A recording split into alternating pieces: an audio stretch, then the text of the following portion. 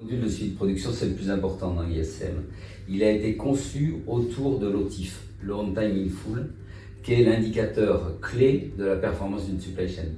Tout est fait dans le module pour que l'approvisionneur puisse suivre en temps réel les productions, tous les jalons, pour que les produits arrivent en entrepôt, en quantité, en qualité et en délai, à l'heure. Ouais, bien maîtriser ses enjeux commerciaux. Oui, c'est le plus important.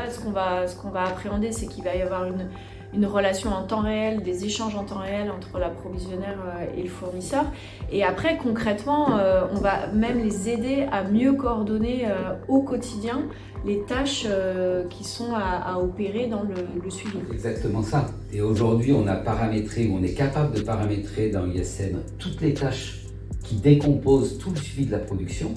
Et toutes ces tâches, on les a encadrées dans 2 jalons clés qui sont le OK Prod qui conditionne le lancement de la production et le OK Expé qui conditionne l'expédition des produits finis.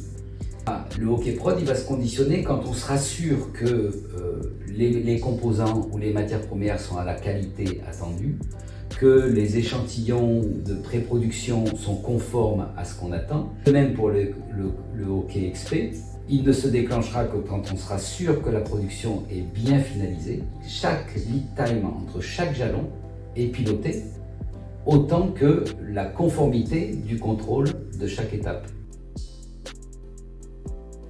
Comment est-ce que ISM peut intervenir sur le sujet de la packing list?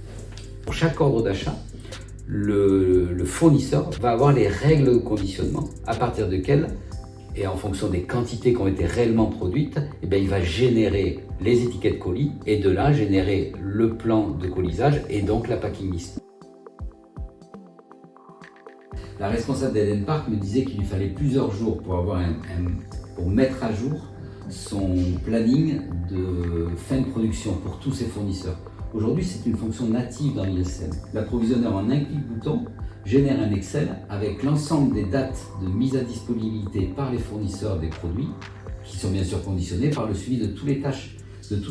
Donc on gère tous les lead time pour arriver à avoir la date de sortie usine qui va conditionner toute l'expédition. Ça, c'est natif et c'est un clic bouton. Oui, donc le planning prévisionnel, c'est certain, il est essentiel pour l'approvisionneur pour anticiper, préparer en fait l'organisation et les commandes qui vont être redistribuées derrière aux revendeurs, aux différents canaux de distribution. Mais bon, ce qu'il est d'autant plus, c'est d'être sûr de recevoir du stock qui va être conforme et qui va être un stock utile. Donc le suivi de qualité qu'on va permettre vraiment très fin dans ISM. Donc Patrick, si on veut donner 3 avantages clés aujourd'hui à retenir du module de production dans ISM, je crois que déjà le respect des plannings, bien évidemment. Le respect de la qualité. Voilà, et puis l'amélioration de la relation, du partenariat avec le fournisseur toute l'année.